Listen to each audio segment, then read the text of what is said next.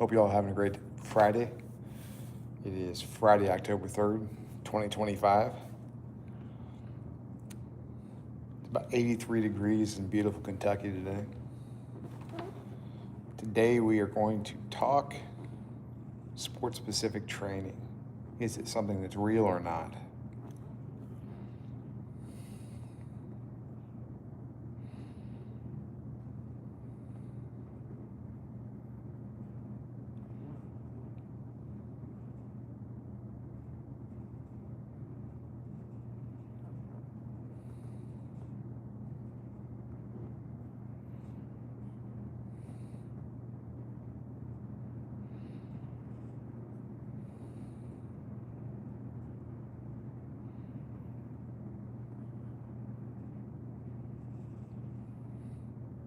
All right, so sport-specific training, is it real or is it total bullshit?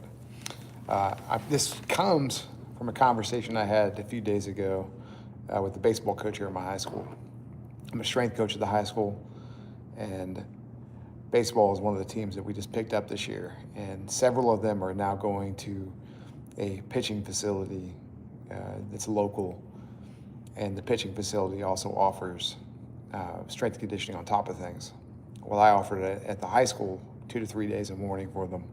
They're opting right now to go to this facility because the facility apparently is sport-specific training. Now, I'd like to explain that sport-specific training is something that people use mostly from a marketing aspect. I played baseball, therefore my program is for baseball. And it's really all a bunch of bullshit. In general, and I'll keep this short and sweet, in general, in the training of sports itself, strength conditioning makes up about this much of the whole broad scope of training for sport itself. When you train for sport, you are training both the technical, the tactical, and the physical. And the physical is something that is the most easily improved, while the technical and the tactical are two different things. Technical is where you say we're at baseball and you have a piss poor throwing mechanics. Well, we can go in and we can do some skill work to even up those skill mechanics, get you in the right arm slot, get you in the right ball placement with your hand, and then all of a sudden you're a totally different person. The tactical is the actual in-game coaching. In-game coaching, hey, what's up, Stefania? The tactical aspect is when we have a game plan for a team. We know weaknesses, we know strengths, and we know how to attack each of those to try to minimize. So I got people saying hi to me, and I'm not used to this on the YouTubes. Appreciate you all saying hi. If you have a question, let's put it in comments, and be happy to try to figure this out, answer your questions. But anyway, back to this thing about sport-specific training. It's bullshit. Technical, tactical, physical. Those are the three things. Now, from a physical standpoint, we can do a task analysis of your actual strengths and weaknesses that a typical athlete from a typical sport will have. Again, let's use wrestling because I love training grapplers. It's one of my favorite things. So I love their mentality. It's where I began as a coach in the Olympic Center, and I love it. I think that they are the coolest group to work with. Now, I know a grappler needs to have incredibly strong legs because they need to, especially from a freestyle wrestling standpoint, extremely strong legs. They need to be able to shoot. They need to be able to recover. They need to be able to scramble. Strong legs helps that. They need to manipulate another person's body weight. So again, strong legs applies to that.